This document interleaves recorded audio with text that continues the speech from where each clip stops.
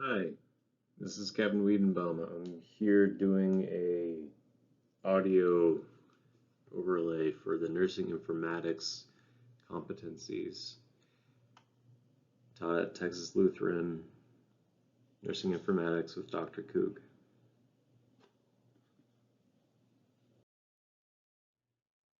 So here's what's covered in today's project overview. And we're assessing the level of nursing informatics competencies by looking at patch reports, and looking at QSEN. Then, after looking at these, figuring out which areas I want to improve on and how I'm going to improve on them, and my plan for improvement. I reviewed some literature while going through these, and at the end of this, I'll give you 3 SMART goals. Let's start with definitions. Nursing informatics is the combination of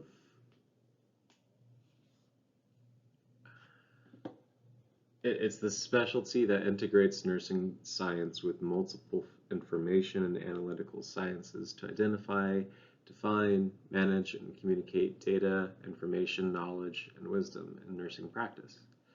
That's what nursing informatics is.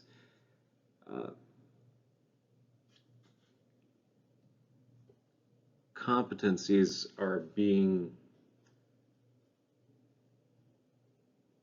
good at a task, being good at having enough knowledge about or wisdom about something to be able to do something at a certain level. So that gets into a lot more specifics with patch and QSEN.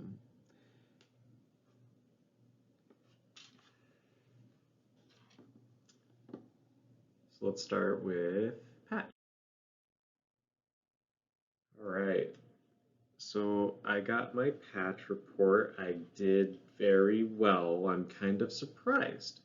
My overall score showed that I'm confident at using a computer and that I like computers, that I like IT. That's kind of surprising because they frustrate me sometimes, but I'm kind of a nerd, and underneath this outer layer of nerd is more nerd underneath, so I'm not too surprised. Social media tools enrich healthcare professionals' communication and collaboration. I completely disagreed with that patch question, and you should too, because social media is not a safe place for healthcare conversations that involve patients because of HIPAA laws. It's just not really safe to put your name with your hospital's name on a social media post, period. So I thought that was a interesting bit of competency that I should respond to. Also, the I regularly use a computer at home question I thought was pretty interesting because I'm sitting next to my hand-built computer that I can do VR at home, and this prepares me for my future. There was this article by Chen 2021 that we read about in class, and I thought would be relevant here because, and I also found this on Google Scholars, and I used VR and healthcare and needles plus meta-analysis and Boolean operators to be able to find this article. It is evidence-based, and basically what it says is that VR can be used to relieve pain in kids getting needles. So using VR at home might help me in the future with my career. Given some more specifics about what I think I want to improve on. I made these 5 goals.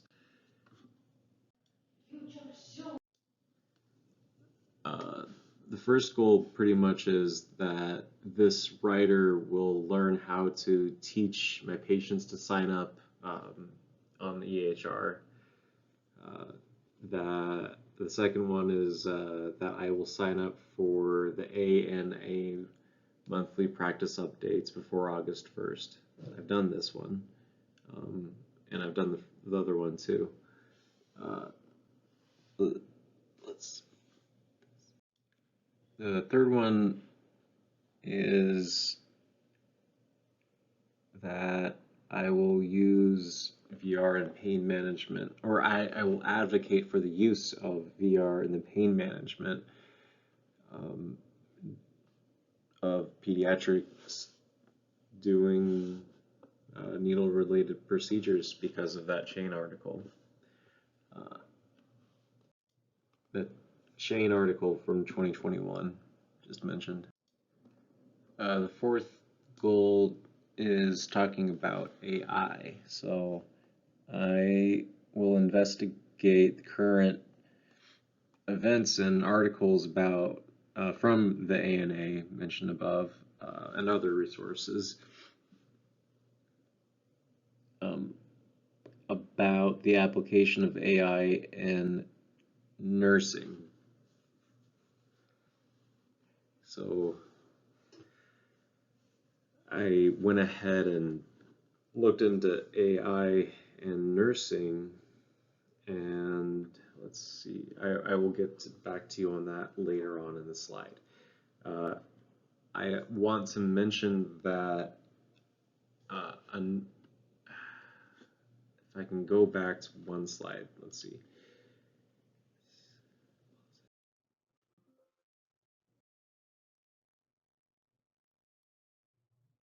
Okay, well, moving on to the patch report. So what I found interesting is that they mentioned the use of AI.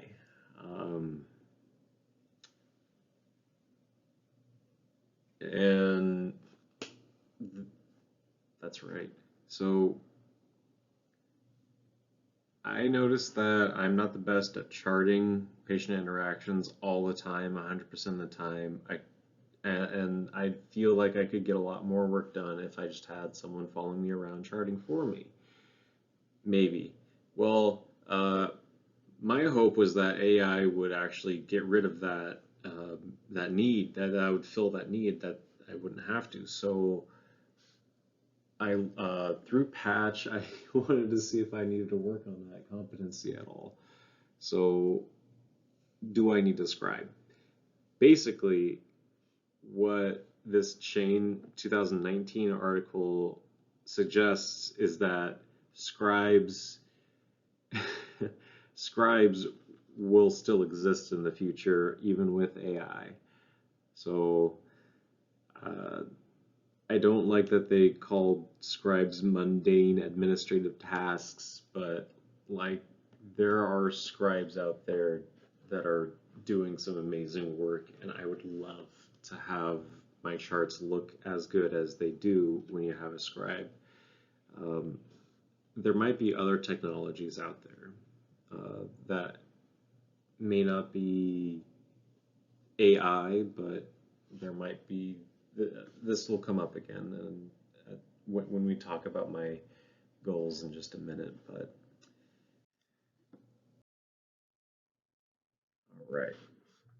QSEN. So I identified some areas that I would want to improve on in QSEN. So I noticed that QI is actually pretty important, especially in emergency medicine when you're trying to deal with people's lives. Like how fast you are with a stroke response, or like how protected you are with your charting. Like you need someone to look at your charts to make sure that you're doing everything right and to improve on it, and improve on your patient care too. It's not just charts. So the QSEN says that there's a competency point that says describe strategies for learning about outcomes of care and setting in which one is engaged in clinical practice. So this is about trying to learn. So an example of learning as a QI would be like the charge nurse reviewing your chart, auditing the chart. This ties back into the other QSEN QI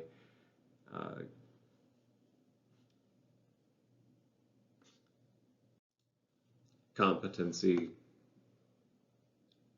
quoted here. Appreciate that continuous quality improvement is an essential part of the daily work of all healthcare professionals. Moving forward, QSEN report on patient-centered care. I looked at the attitudes.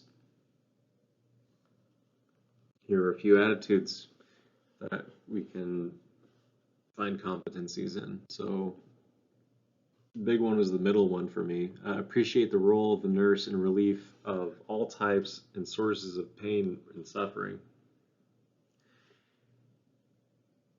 So nurses need to understand that there's lots of different ways that you can feel pain, and there's different perspectives on pain. Like some people don't want to acknowledge that it's there. Everyone experiences pain differently. So knowing that there's other ways to treat the pain is going to be my response. So I'm going to assess the pain to see how they're experiencing it. And also this continues to tie back to the VR and pain management that I mentioned in the patch part of this. Just finding relief.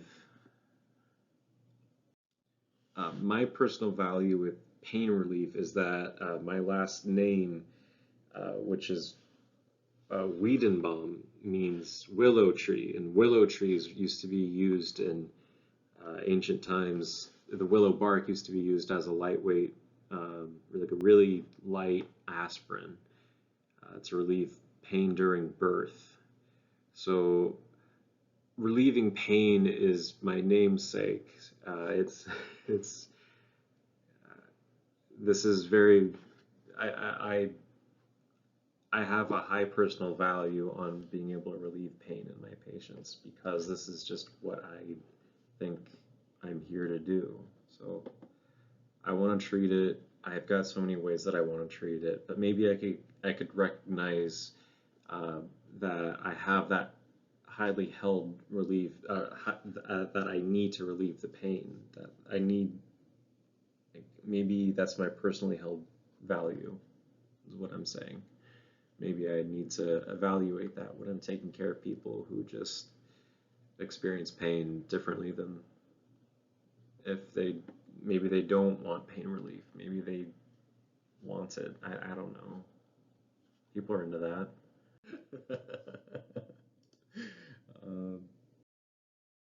So finally, we've come to the SMART goals. We've got my long-term, short-term. So this long-term, I think, is just going to be using technology at work. So, hey, if you have an iPhone, hey Siri, set a reminder to go buy milk. Or hey Google, set a reminder at 8 a.m. to water the plants.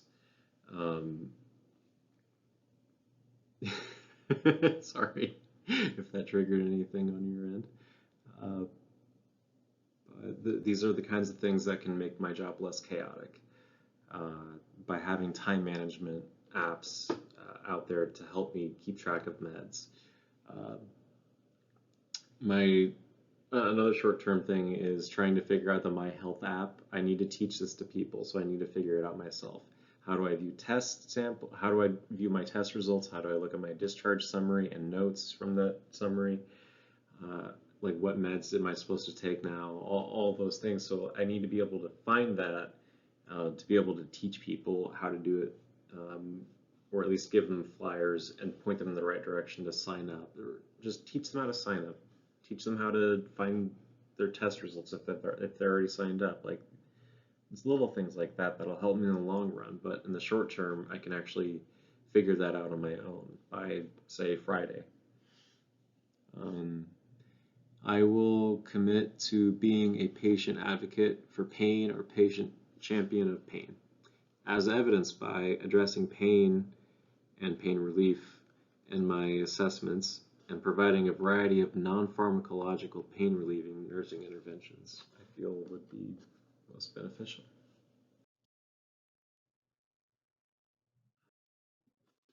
In summary, I'd like to say that we looked at the nursing informatics competencies, QSEN and PATCH. I looked at some things that I could improve on, like I could be better at charting, I could be better at pain management and time management, and I found some ways that I can actually improve on these things. Like using VR for pain. Anyways, I used Google Scholars primarily. I used CINAHL to make sure that everything I had is actually peer reviewed. So these are the search terms I use. Here's my resources.